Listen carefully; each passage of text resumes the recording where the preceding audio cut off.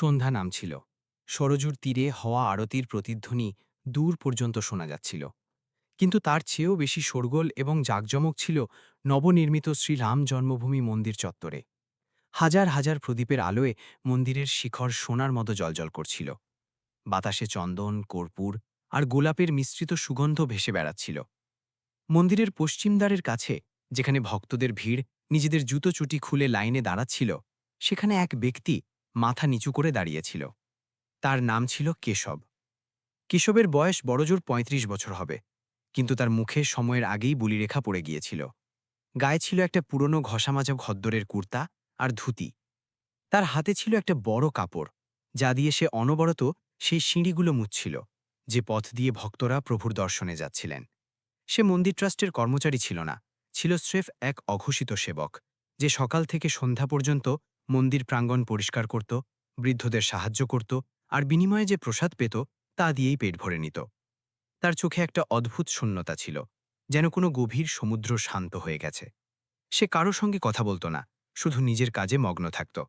তাকে দেখে কেউ আন্দাজ করতে পারত না যে এটি সেই কেশব, যে একসময় এলাহাবাদ ইউনিভার্সিটির গোল্ড মেডালিস্ট ছিল। হঠাৎ মন্দির চত্বরে নিরাপত্তা বাড়িয়ে দেওয়া হলো।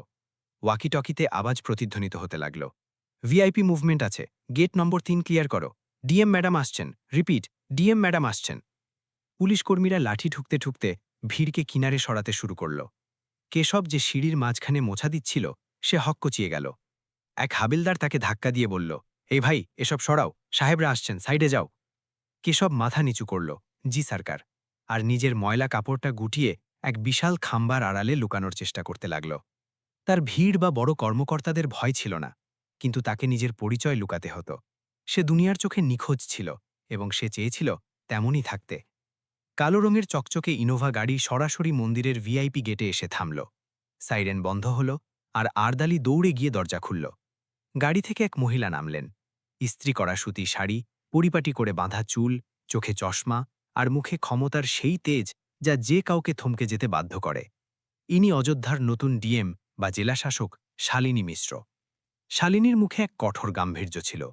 মাত্র দুদিন আগেই তার এখানে বদলি হয়েছে, আর আজ ছিল তার প্রথম আনুষ্ঠানিক পরিভ্রমণ। তার পেছনে এসপি, এসডিএম এবং মন্দির প্রশাসনের লোকজন ফাইলের স্তূপ নিয়ে আসছিলেন। নিরাপত্তা ব্যবস্থায় কোনো কমতি থাকা উচিত নয়, শালিনী হাঁটতে হাঁটতে কঠোর গলায় নির্দেশ দিলেন। তার কণ্ঠে সেই জোর ছিল যা সিদ্ধান্ত শোনাতে অভ্যস্ত। খাম্বার পেছনে লুকিয়ে থাকা কেশবের কানে যেই সেই আওয়াজ পড়ল, তার পুরো শরীর কেঁপে উঠল। তার হাত থেকে কাপড়টা পড়ে গেল।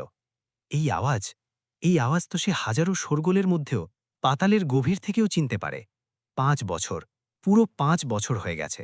সে ধীরে ধীরে খাম্বার আড়াল থেকে উঁকি দিয়ে দেখল। শালিনী এখন সিঁড়ি দিয়ে উঠছিলেন, সেই একই হাঁটা চলা, সেই একই আত্মবিশ্বাস। কেশবের চোখের সামনে অন্ধকার নেমে এলো। তার মাথা ঘুরতে লাগল।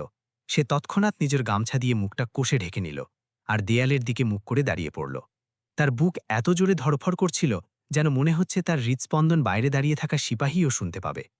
হে রাম, কেশব মনে মনে বিড়বিড় করল, আজ আমার পরীক্ষা নিও না প্রভু, ও যেন আমাকে না দেখে।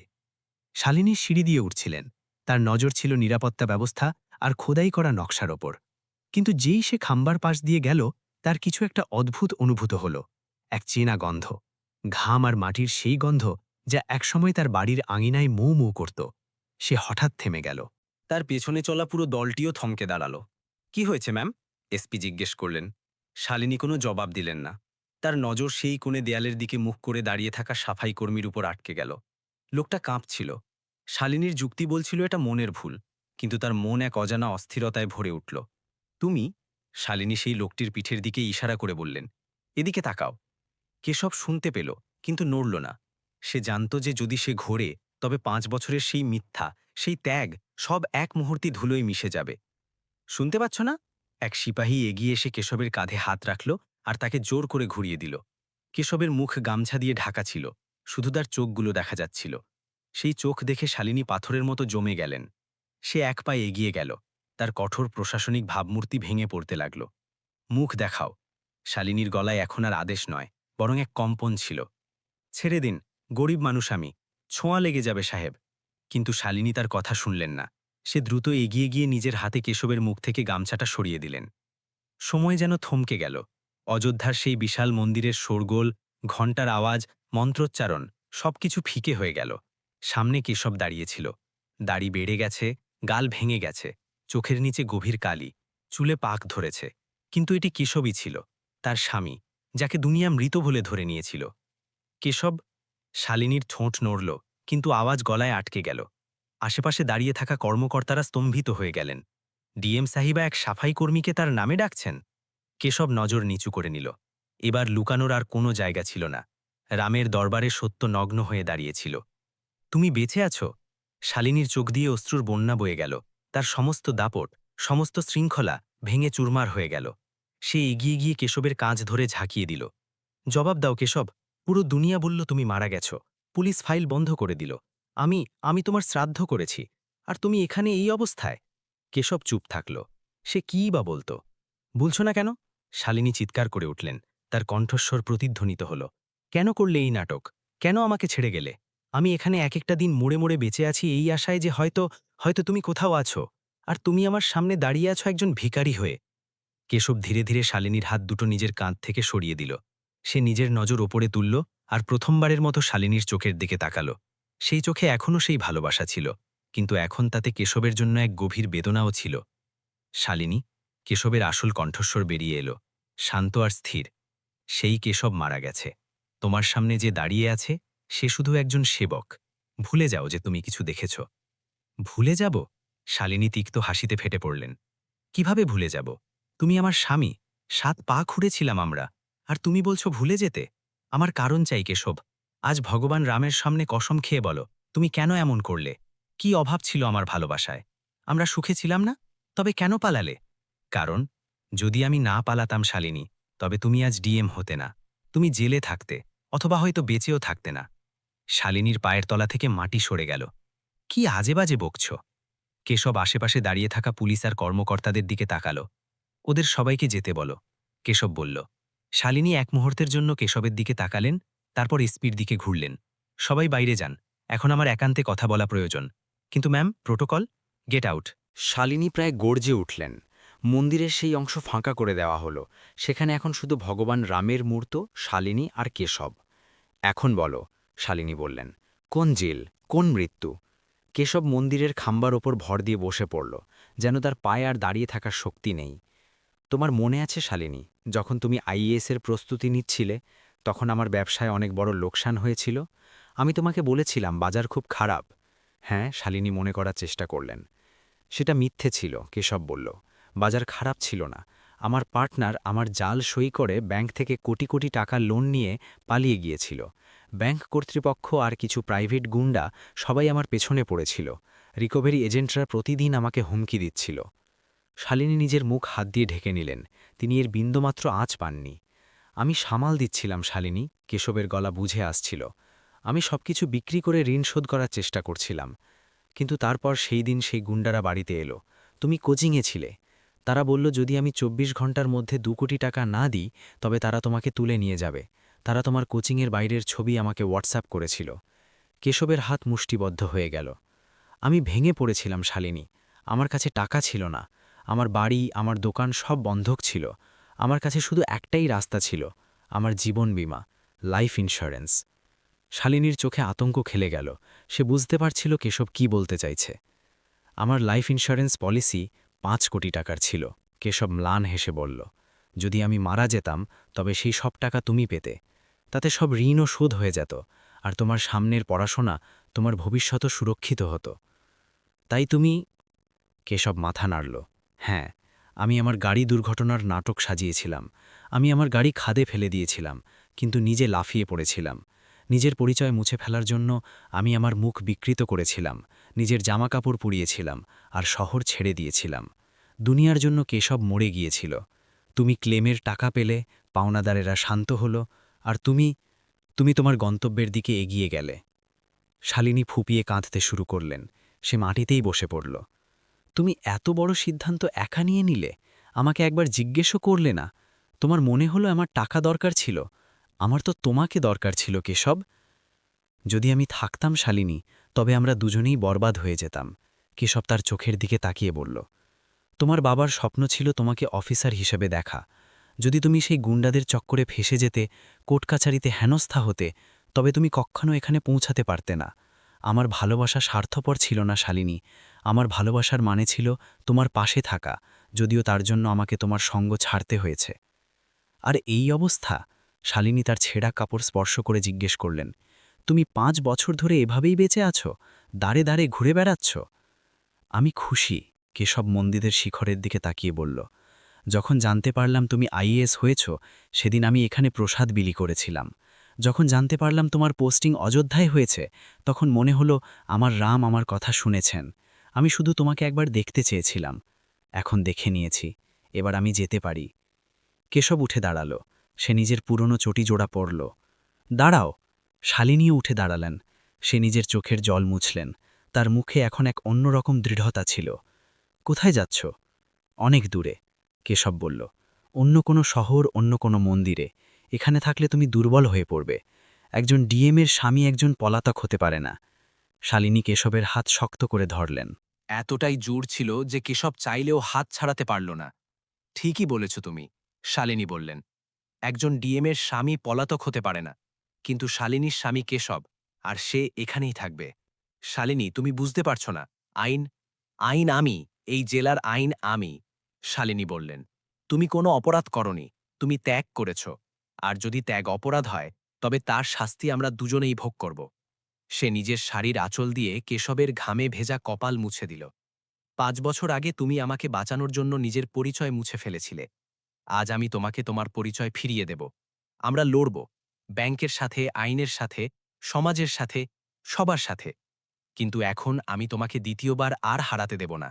ততক্ষণে এসপি আর বাকি কর্মকর্তারা, যারা দূরে দাঁড়িয়ে অস্থিরভাবে অপেক্ষা করছিলেন, এই দৃশ্য দেখে অবাক হয়ে গেলেন। ডিএম সাহিবা সেই গরিব লোকটির হাত ধরে তাকে নিজের সাথে বাইরে নিয়ে আসছেন। কেশব ইতস্তত করছিল।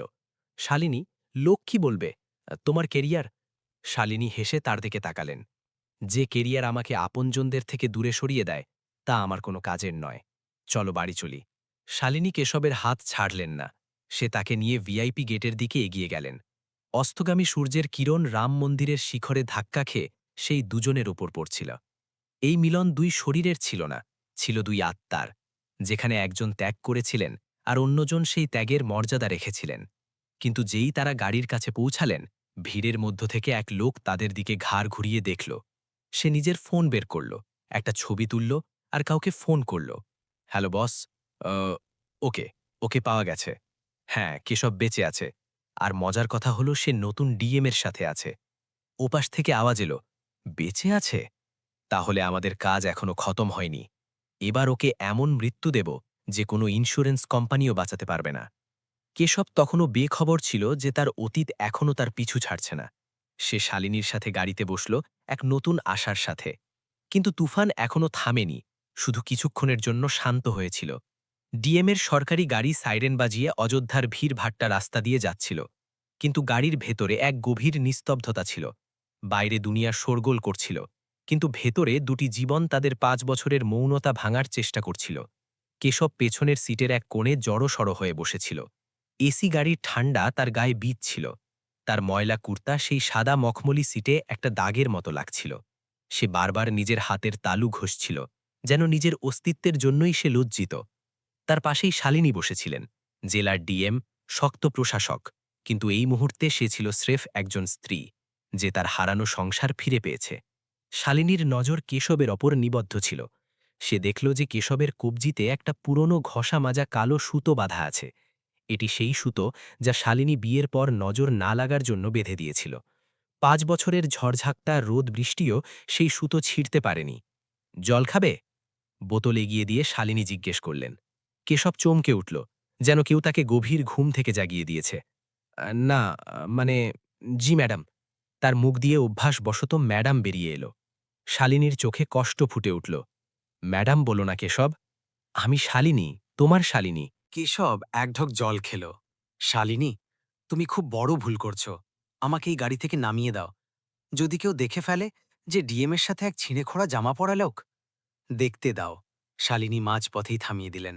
দুনিয়াকে যা দেখার দেখুক। 5 বছর আমি শুধু ফাইল আর প্রতিপত্তি দেখেছি। আজ আমি আমার সত্যকে দেখছি। গাড়ি ডিএম আবাসের বারান্দায় এসে থামল। সন্ত্রী স্যালুট মারল। শালিনী কেশবের হাত ধরে তাকে ভেতরে নিয়ে গেলেন। সেই বিশাল বাংলো যেখানে ডজনখানেক চাকর বাকর ছিল, কেশবের কাছে অন্য কোনো গ্রহের মতো মনে হচ্ছিল। শালিনী তাকে সরাসরি নিজের শোবার ঘরে নিয়ে গেলেন। সে আলমারি খুললেন আর কিছু নতুন কুর্তা পাজামা বের করলেন, যা সে হয়তো কোনো একদিনের আশায় কিনে রেখেছিলেন। স্নান করে নাও, শালিনী বললেন, আর এগুলো পরে নাও। ওই পুরনো কাপড়গুলো পুড়িয়ে দিও, ঠিক যেমনটা তুমি তোমার অতীত পোড়ানোর চেষ্টা করেছিলে।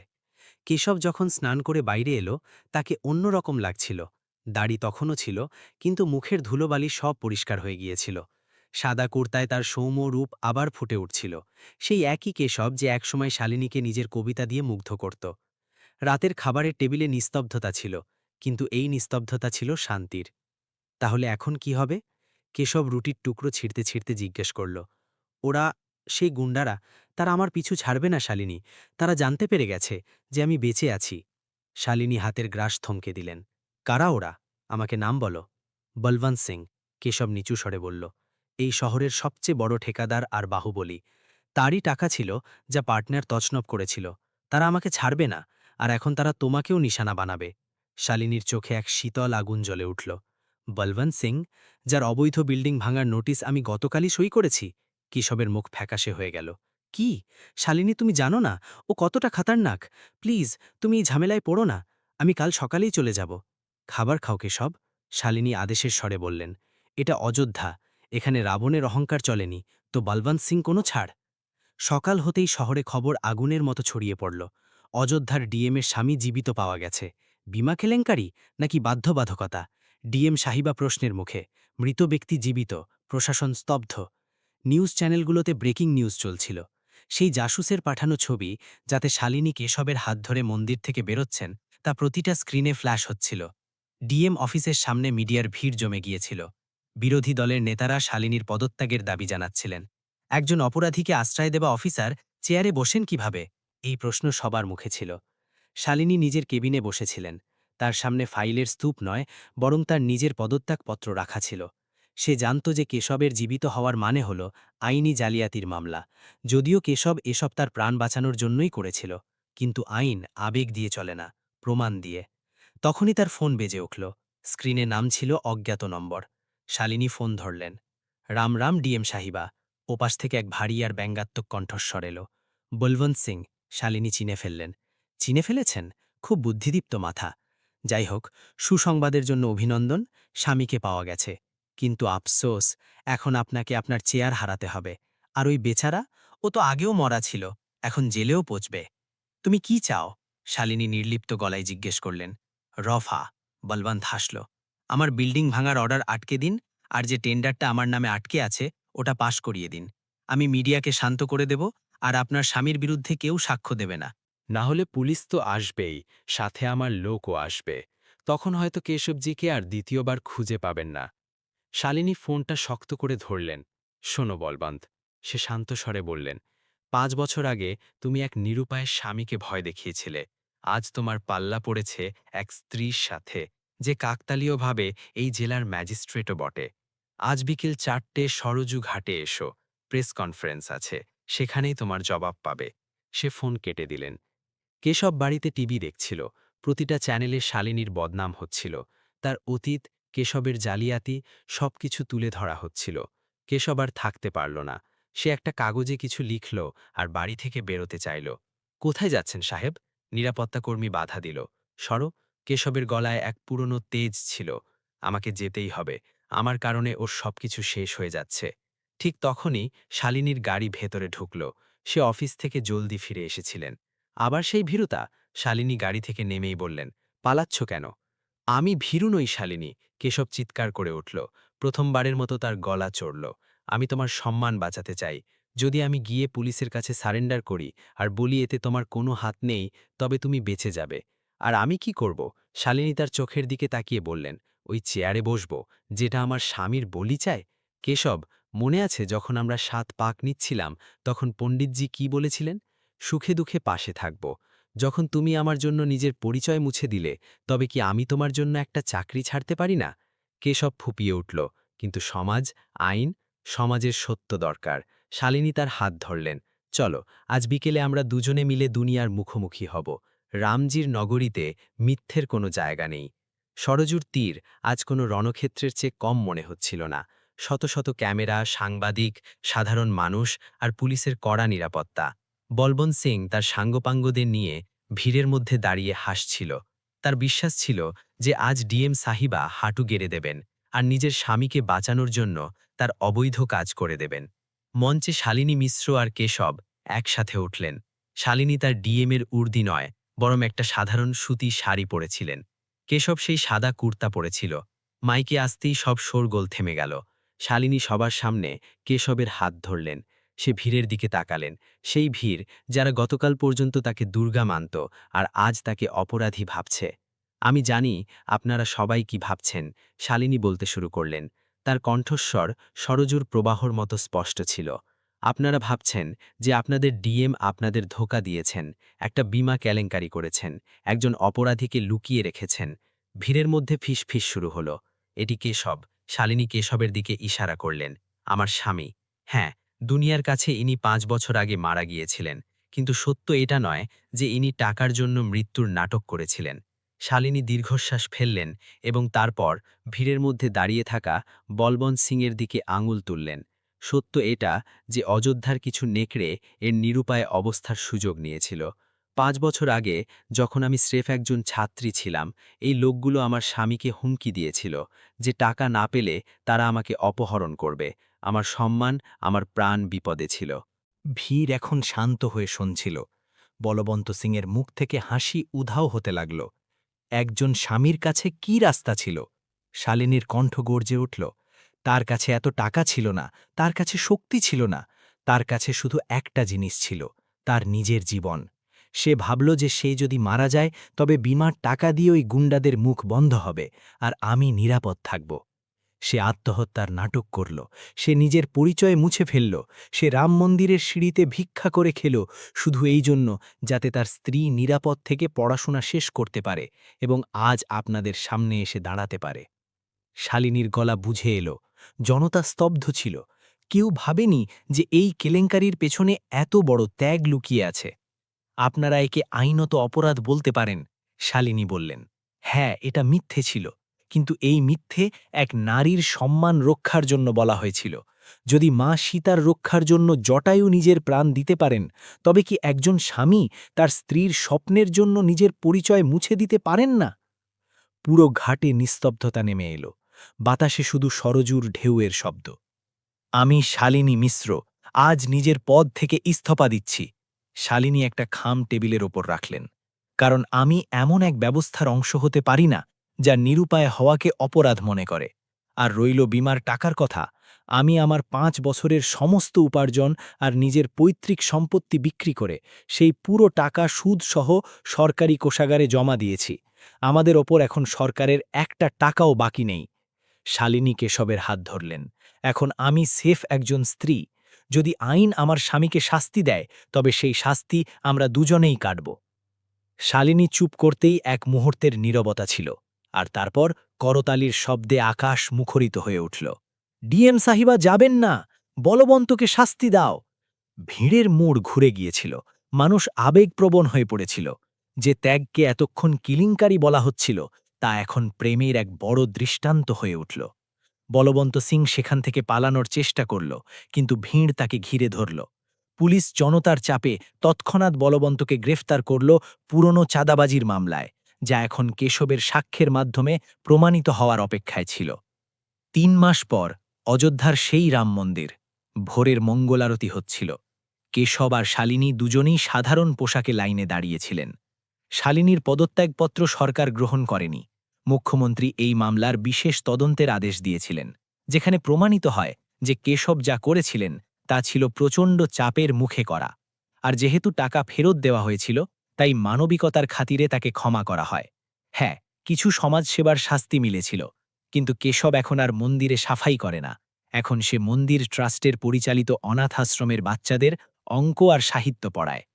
দর্শন করে যখন তারা বাইরে বেরোলেন, সিঁড়ির সেই জায়গাটিই ছিল যেখানে কেশব 5 বছর বসে থাকত। শালিনী সেখানে থামলেন। সে নিচু হয়ে সেই ভূমি প্রণাম করলেন। কি করছ? কেশব হেসে জিজ্ঞেস করল। তীর্থস্থানকে নমন করছি, শালিনী বললেন। এই সেই জায়গা যা আমার রামকে আমার জন্য আগলে রেখেছিল। কেশব তার চোখের দিকে তাকালো। আর আমি আমার সীতাকে ফিরে পেলাম। দূরে সরজু নদীতে সূর্যের কিরণ পড়ছিল। তাদের অতীত এখন ধোয়া হয়ে গেছে। হাতে হাত রেখে সেই দুজন ভিড়ের মধ্যে এক সাধারণ দম্পতির মতো এগিয়ে চললেন। না কোনো পদ, না কোনো প্রতিপত্তি, শুধু এক পবিত্র সম্পর্ক যা অগ্নি পরীক্ষায় উত্তীর্ণ হয়ে আজ খাঁটি সোনা হয়ে উঠেছে।